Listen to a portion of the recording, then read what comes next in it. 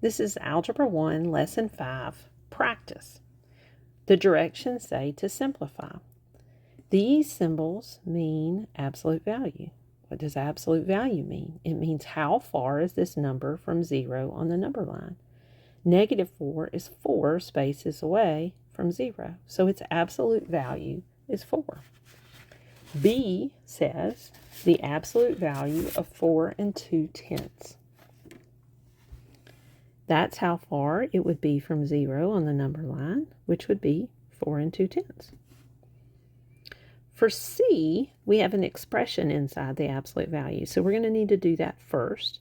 And we're going to need to remember that there's a negative out here. So let's go ahead and write that out front. And let's go ahead and bring over our absolute value symbols. 10 minus 6 is 4. So now our problem says, well, how far is 4 from 0 on the number line? 4 is 4 from 0 on the number line. But then I have this negative that wasn't part of the absolute value that I need to bring over. So the answer is -4. In D, we have an expression inside. And I can go ahead and bring over this negative here. And I can, whoop, that's kind of messy looking. And then I can bring over my absolute value symbols.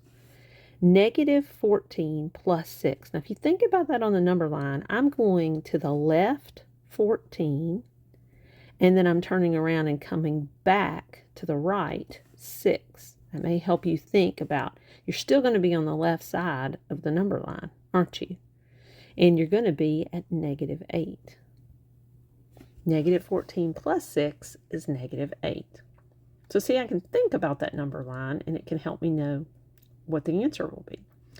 Now I'm going to say, well, what is the absolute value of -8? How far is -8 from 0 on the number line? Well, it's 8 away.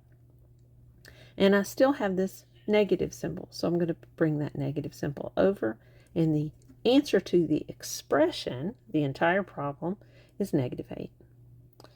It tells us to draw a number line to add these signed numbers. I'm going to start at the origin. Notice here I put 0 all the way to the left because I could look and say, you know what, I'm going to be adding a positive to a positive. So I know I'm going to end up with a positive. I'm going to keep going to the right. So I don't need any negative numbers. So I just adjusted my number line. We're going to start at the origin and we're going to go 3 to the right.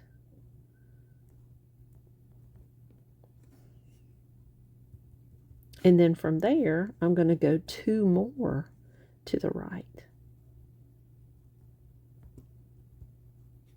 And that leaves me at 5, which we know.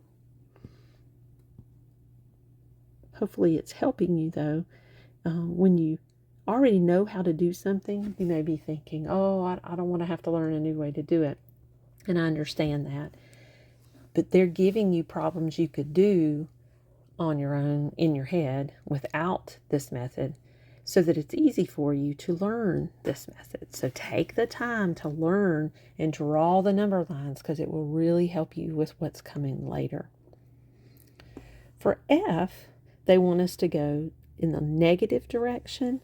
So we're going to start at 0 and go to the left 3. And then we're going to go in the positive direction 2. Whoops, I almost only went 1. So plus 2. And that's going to leave us at -1. And that's our answer. For G, and this is the last one, we could do it in any order we want because these are all additions. We're adding all of these signed numbers up. But I'm just going to go from left to right. We're going to start at the origin and go to the left 5.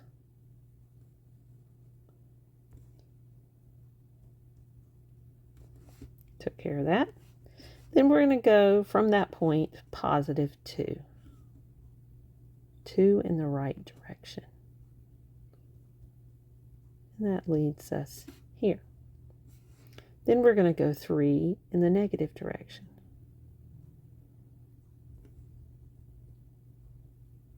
And then that leads us here. And then we're going to go 3 in the positive direction. Right back to where we just came from, right? And that leaves us at -3 is where you end up. So that is the answer to that problem.